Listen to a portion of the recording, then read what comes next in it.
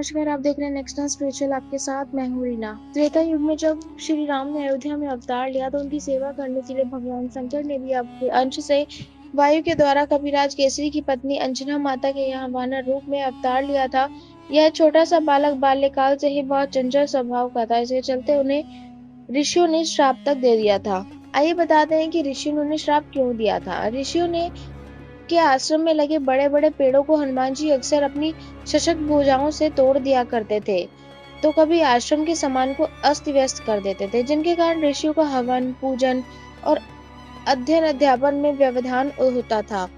इससे ऋषियों ने नाराज होकर उन्हें श्राप दिया कि आज से तुम अपना बल भूले रहोगे और जब कोई तुम्हें स्मरण कराएगा तभी तुम्हें अपने बल का ज्ञात होगा। बस इस घटना के बाद से वो सामान्य वानरों की भांति रहने लगे थे।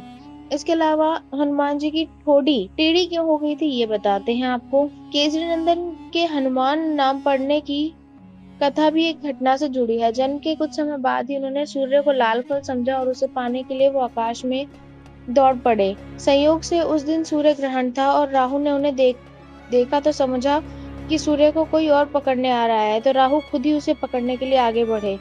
किंतु जैसे ही वायुपुत्र केसरी नंदन उसकी ओर पूरे वेग से बढ़े तो भयभीत होकर राहु भाग गया और सीधे इंद्रदेव से गुहार लगाई। इंद्रदेव सफेद ऐरावत पर सवार होकर देखने निकले कि मामला क्या है। तब अंजनी पुत्र ने ऐरावत हाथी को बड़ा सा सफेद फल समझा और सूर्य को छोड़कर उसे ही खाने के लिए लपक पड़े। इंद्र ने घबराकर अपने वज्र से प्रहार किया, जो पवन पुत्र की ठोड़ी यानी कि हनु पर लगा।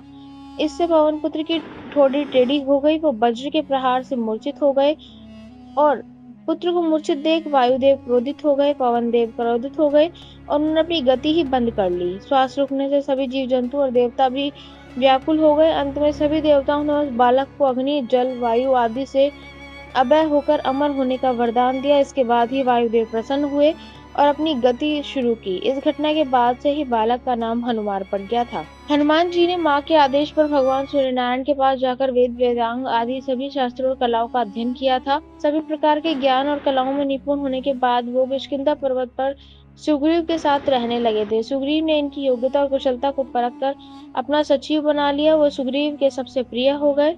जब बाली ने अपने ही छोटे भाई सुग्रीव को मारकर घर से निकाल दिया, तब भी हनुमान जी ने सुग्रीव का साथ दिया और उनके साथ शम्युग पर्वत पर रहने लगे थे। अगर आपको हमारी जानकारी अच्छी लगी हो तो कमेंट करके जरूर बताएं। वीडियो को लाइक और शेयर करना ना भूलें और हमारे आने वाले वीडियोस के अपडेट पाने के लिए चैनल को सब्सक्राइब करें, साथ ही बेल आइकन दबाना ना भूलें।